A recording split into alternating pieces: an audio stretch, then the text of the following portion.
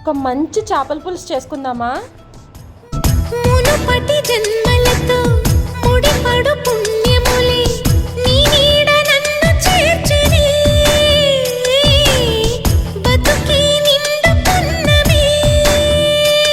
నా కంటి పాప నీవే, నీ కంటి రెప్ప నేనే, ఏ నలుసులింక నిన్ను నేడు తాకలేవులే. కలిసిన మనసులలో కలతలు ఉండవులే, జతపడు హృదయములే జగమునే మరచునులే. నిజముగా కల కాదుగా, నిజమే నిజమే కలలాంటి నిజమిదే. అడిగా బ్రహ్మ